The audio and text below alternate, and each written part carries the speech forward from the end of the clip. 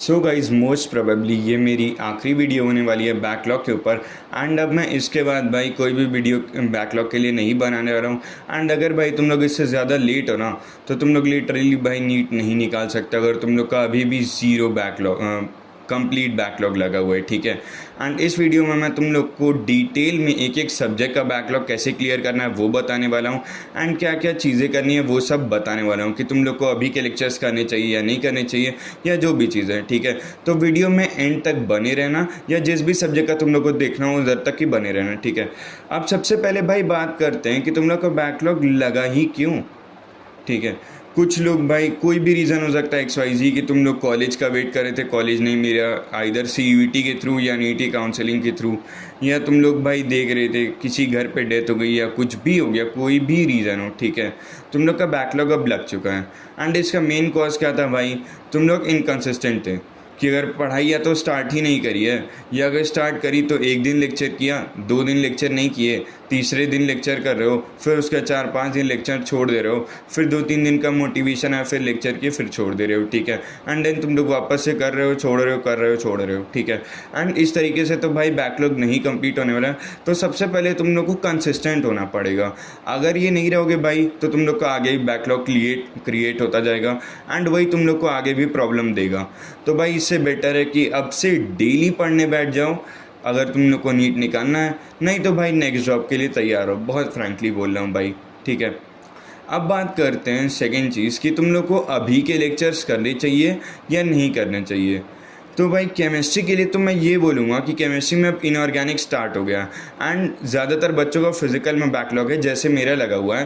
And मेरा backlog अब ख़त्म होने वाला है, मतलब आयनिक तक हो गया है एंड उसके बाद का बचा है वो भी धीरे धीरे अब ख़त्म हो जाएगा, ठीक है। एंड फिज़िक्स में जिन लोग का बैकलॉग है उनके लिए भी एक एक चीज़ बताने वाला हूँ। तो भाई फिज़िक्स में ना तुम लोग को करेंट लेक्चर्स नहीं देखने हैं।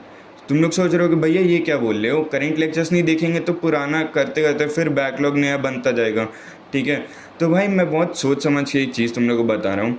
अगर तुम लोग का NLM से सारी चीज़ें नहीं क्लियर है ना तो तुम लोग से रोटेशन हिलने नहीं वाला है भाई, हिलने ही नहीं वाला है।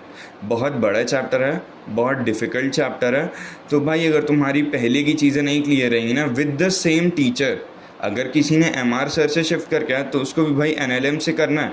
अगर उसने वर्क पर एनर्जी MR सर से कर लिया है, ठीक है, तो भी उसको NLM एक बार सलीम सर से करना ही पड़ेगा। दोनों टीचर्स का टीचिंग स्टाइल अलग है, वो लोग कुछ चीज़ें आगे पीछे कर देते हैं ऑर्डर में, तो ये चीज़ ध्यान में रखना, ठीक है। अब भाई बात करते हैं कि तुम लोग को फिज़िक्स का बैकलॉग कैसे कंप्लीट करना है। तो भाई मैं तुम लोग को रिकमेंड करूँगा कि तुम लोग वन शॉट खाली बेसिक मैथ्स वेक्टर्स के देख सकते हो, 1D से लेकर के अभी तक जितने भी लेक्चर्स है, सेंटर ऑफ मास अभी करेंटली चल रहा है, इधर तक के भाई सारे लेक्चर्स तुम्हें देखने हैं, डिटेल्ड लेक्चर्स। भाई तुम लोग खुद अपनी बुद्धि लगाओ, ठीक है। कोई बंदा 16 लेक्चर्स ले रहा है NLM के एंड बच्चे उसको अटेंड कर रहे हैं जो बैच में लेक्चर्स अटेंड करते हैं यूजुअली। भाई वो बच्चे चूतिया थोड़ी ना है कि 16 लेक्चर देख रहे हैं, वो ज़रूरी चीज़ है भाई। अगर कोई भी टीचर या कोई भी बंदा करके कह रहा है ना कि ये वन शॉट देख लो, ये चीज़ कर लो, कोई शॉर्टकट बता रहा है कि भाई ऐसे तुम्हारा NLM या कोई भी बड़ा चैप्टर जल्दी कवर अप हो जाएगा, भाई मत विश्वास करो। 16 लेक्चर 32 घंटे का कंटेंट 5-6 घंटे में लाना इम्पॉसिबल है, इवन टीचर्स के लिए भी। वो रिवीजन के लिए सही रहता है भाई कि अगर तुम्हें हाँ ये मेन टॉपिक्स हैं एंड इनको पढ़ना है तो वो तुम रिवाइज कर लो। लेकिन भाई पेपर जो तुम्हारा आएगा, जो भी टीचर्स बताता है कि हमारे नोट से 45 में से इतने सवाल सही आए, मतलब इतने सवाल आए थे, वो टीचर्स वही वाले होते हैं भाई जो बता रहे होते हैं कि डिटेल्ड लेक्चर्स में से इतने आए, वन शॉट से नहीं बताते हैं, ठीक है। तो वन शॉट्स मत करना, खाली बेसिक मैथ्स और वेक्टर्स के लिए कर सकते हो। केमिस्ट्री में तुम लोग वन शॉट देख सकते हो मोल रेडॉक्स के, एंड उसके अलावा बाकी सॉल्यूशन से लेकर के एटॉमिक स्ट्रक्चर तक सारे चैप्टर्स तुम्हें डिटेल्ड लेक्चर से करते हैं, ठीक है। बायो में भाई तुम लोग मोस्ट ऑफ द चैप्टर्स के वन शॉट देख सकते हो, मोस्ट ऑफ द चैप्टर्स। अगर कोई भी चैप्टर तुम्हें ह्यूमन फिजियो का, प्लांट फिजियो का या किसी भी चैप्टर में बहुत ज़्यादा डिफ़िकल्टी होती है कि समझ में नहीं आता है, तो उसको तुम लोग डिटेल लेक्चर से देखो। एंड उसके अलावा जेनेटिक्स, जेनेटिक्स पूरा भाई तुम लोग डिटेल में देखना, क्योंकि जेनेटिक्स वन शॉट से नहीं कवर अप किया जा सकता। अब भाई मुझे जैसे कि प्रॉब्लम होती है मॉर्फोलॉजी और एनाटमी में, तो मैं उसके डिटेल लेक्चर्स देखूंगा, लेकिन बाकी सारे चैप्टर्स मुझे ऊपर ऊपर से ठीक ठाक लेवल पे आते हैं एंड 70-80% MCQs मेरे सही हो जाते हैं। तो भाई मैं अब उसमें से क्या करूँगा कि मैं उन सबके एक बार अगर मुझे देखना होगा तो मैं वन शॉट देखूंगा, नहीं तो मैं ब्लंटली भाई अपनी NCERT को रीड करता रहूँगा, रीड करूँगा, क्वेश्चन सॉल्व करूँगा, ठीक है। अब भाई मोस्ट ऑफ द लोग, आखिरी पॉइंट है ये, अब मोस्ट ऑफ द लोग से गलती क्या होती है कि वो बैकलॉग तो अपना कवर अप करते चले जाते हैं, लेकिन साथ ही साथ पीछे का भूलते जाते हैं, ठीक है। अगर भाई मेरी बात सुनो, अगर तुम लोग 15-20 दिन लेट बैकलॉग कवर अप करोगे ना, अगर तुम लोग 1 महीने 2 महीने का बैकलॉग है एंड अगले 2 महीने में तुम लोग उसको कंप्लीट करने वाले हो, ठीक है, तो तुम लोग अगर वैसे प्लान बनाओगे तो भाई 20 दिन एक्स्ट्रा रख लो रिवीजन के लिए, लेकिन जो चीज़ कर रहे हो ना उसको पक्का करो भाई।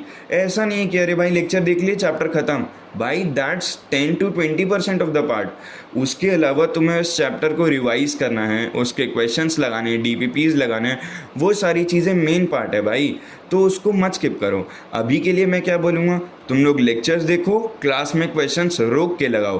कई लोग भाई ऐसे होते कि सलीम सर 20 क्वेश्चन लगवा रहे हैं, लाइन से लगाते गए बिना पेन कॉपी उठाए। भाई लेक्चर को वहाँ पे रोक दो, थम जाओ, उसको सॉल्व करो एंड देन आगे बढ़ो, ठीक है। एंड ऐसे ही हर सब्जेक्ट में करो। एंड उसके अलावा भाई एटलीस्ट तुम लोग कट्टर शीट्स वगैरह एक्स्ट्रा मटेरियल नहीं लगा पा रहे हो तो DPPs लगा लो। DPPs जो क्लास में मिलती है बहुत कम मिलती है, 4-5-6 DPPs मिलती है हर चैप्टर में, केमिस्ट्री में तो यही है, तो भाई उतनी ही DPPs लगा लो, ठीक है। एंड बैकलॉग के लिए भाई अब तुम लोग को डेली 2-2 लेक्चर्स देखने ही पड़ेंगे, 2 लेक्चर्स फिजिक्स के, 2 लेक्चर्स केमिस्ट्री के एंड बायो के लिए वन शॉट। अगर तुम्हें कोई चैप्टर डिफिकल्ट लगता है तो तुम लोग वहाँ से कर सकते हो। एंड भाई तुम्हारे पास यही टाइम है कि इनऑर्गेनिक अब स्टार्ट हो गई है, एक लेक्चर इनऑर्गेनिक का करते हुए चलो डेली जो चल रहा है, एंड उसके साथ एक लेक्चर फिजिकल का बैकलॉग में उठा लो। एंड फिजिक्स के लिए भाई NLM से तुम लोग अपना बैकलॉग कवर अप करते हुए जाओ, क्योंकि आगे का नहीं समझ में आएगा, डिफ़िकल्ट चीज़ें हैं, ठीक है। एंड तब तक के लिए भाई मिलते हैं नेक्स्ट वीडियो में। पीस।